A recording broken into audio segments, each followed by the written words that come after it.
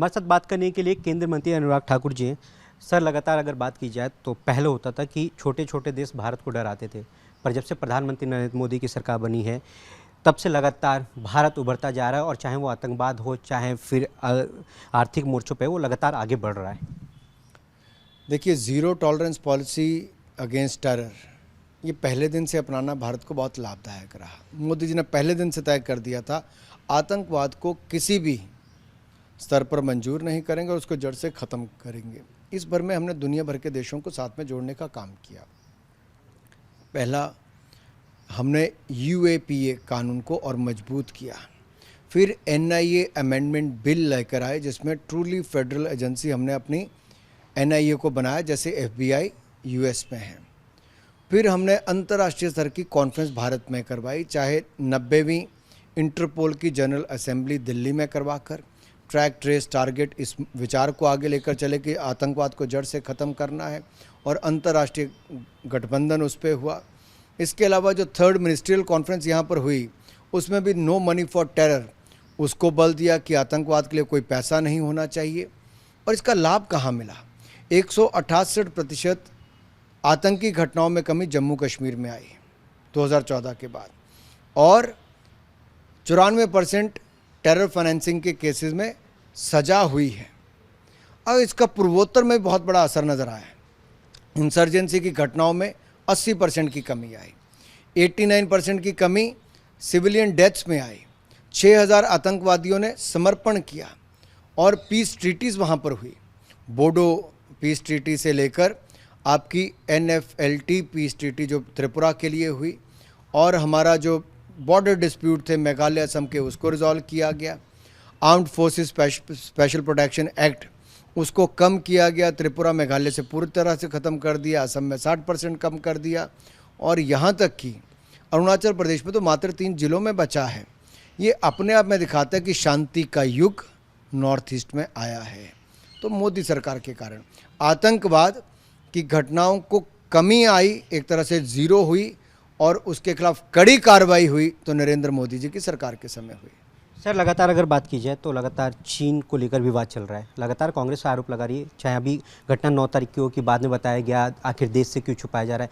लगातार जो सेना के जवान है उस पर देशवासियों को कोई संदेह नहीं है, पर कांग्रेस क्यों लगातार कह रही है कि चीन लगातार अंदर घुसता जा रहा है, बॉर्डर कब्जा कर रहा है, जो आसपास की जो ज़मीन है उस पर अधिग्रहण कर रहा है। देखिए, कांग्रेस की सोच, जब सर्जिकल स्ट्राइक हुई, बालाकोट स्ट्राइक हुई, आतंकवादियों को जड़ में जाकर मारा, स्ट्राइक किया, तब भी इन्होंने प्रश्न चिन्ह खड़े किए थे। और अब जब डोकलाम की घटना हुई थी तब भी मुंह तोड़ जवाब भारतीय सेना ने दिया, तब भी इन्होंने प्रश्न चिन्ह खड़ा करने का प्रयास किया, लेकिन सच्चाई देश के सामने आ गई। और अब भी जब रिसेंट घटना अतिक्रमण की होने लगी तब भी किस तरह से करारा जवाब, मुंह तोड़ जवाब भारतीय सेना ने दिया, ये देश में किससे छिपा नहीं है। इस पर पूरा बयान रक्षा मंत्री जी ने पार्लियामेंट में दे दिया है। लेकिन राहुल गांधी जी, आपके ऊपर तो स्वयं प्रश्न चिन्ह खड़ा होता है। जब डोकलाम की घटना हुई तो क्या राहुल गांधी अपने कांग्रेस के नेताओं के साथ, चाइना के अधिकारियों के साथ खा पी और बातचीत कर रहे थे?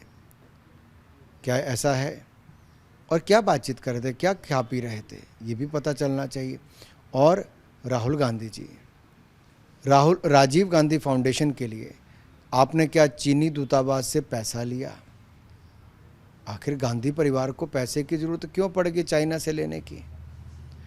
और आज भारतीय सेना के पक्ष में खड़े होने की बजाय आप चीन के समर्थक ज़्यादा नज़र आते हैं, या उस तरह की भाषा आपकी ज़्यादा नज़र आती है। ये अपने आप में ही राहुल गांधी जी के ऊपर बहुत सारे प्रश्न चिन्ह खड़े करते हैं। सर, एक आखिरी सवाल, लगातार हम बात कर रहे हैं आतंकवाद को लेकर, पर लगातार कांग्रेस का आरोप ये भी है कि जिस तरीके से नोटबंदी हुई थी उसका फ़ायदा अभी भी नहीं हुआ, चाहे वो जम्मू कश्मीर की बात की जाए या पूर्वोत्तर राज्यों की बात की जाए, कहीं ना कहीं मोदी सरकार उसमें फेलियर रही है।